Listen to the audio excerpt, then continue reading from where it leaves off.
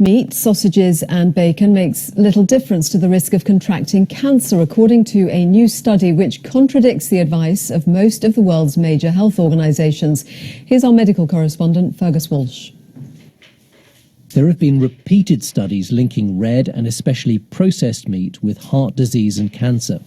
The current guidance from the government advises people to eat no more than 70 grams of red and processed meat a day, equivalent to 2 rashers of bacon or 1.5 pork sausages. Now, a team of international experts has reviewed existing data and found only weak evidence that it's worth trying to cut back. It's worth stressing that they did not find there was no evidence of harm, but simply that it was very weak. The argument here is not so much about the evidence, but how it's interpreted. There's agreement on the evidence linking processed meat to cancer risk. It's a small effect, but it is there. What's different here is that the researchers are recommending that it doesn't matter that much on an individual level. It doesn't matter that much on an individual level, but when you look at it across a lot of people, those effects can really add up. In 2015, the World Health Organization said eating 50 grams of processed meat a day, less than 2 slices of bacon, increased the chances of getting bowel cancer by 18%. In the UK, 6 out of every 100 people will get bowel cancer at some point. If we all ate an extra 50 grams of bacon a day for the rest of our lives, 1 more person per 100 would get bowel cancer. So cutting back on the amount of bacon or burgers you eat may make very little difference to your individual risk of getting bowel cancer. But across a whole population, it could mean preventing thousands of cases per year. Well, Fergus is here with me now. It's going to leave people at home thinking, what is the right thing to do here in terms of consumption? Well, it's about sensible health messaging. There's not really much argument about the statistics. It's about the interpretation. So there's been lots and lots of studies that have suggested that red and particularly processed meat increase cancer risk and particularly bowel cancer risk.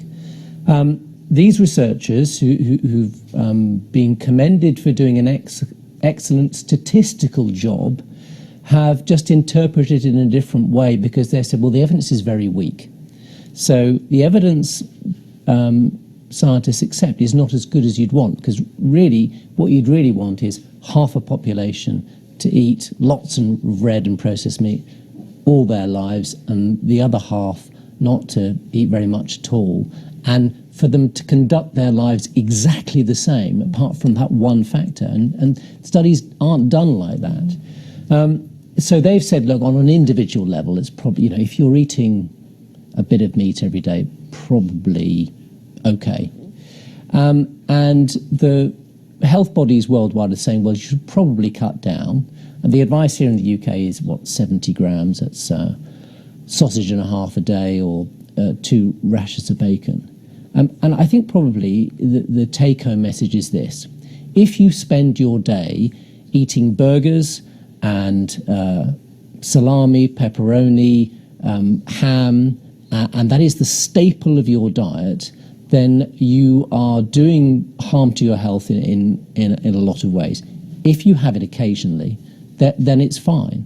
So it's about moderation. And so these researchers and public health bodies are looking at the same evidence, but just through a different prism.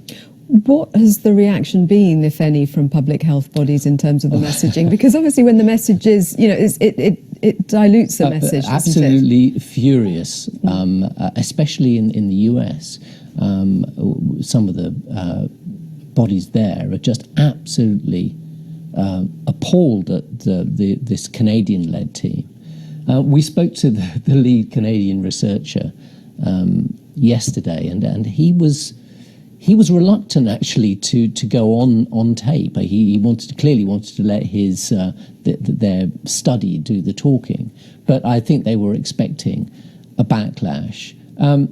It is hard for people at home because the danger with things like this is that you'll end up with people saying, oh, well, I may as well carry on doing whatever I do, because in a couple of years' time they'll turn around and say that X we thought was bad for us is actually good for us. If there's just one health message I would like people to take home, is the one thing they shouldn't do, the number one preventable cause of ill health is smoking.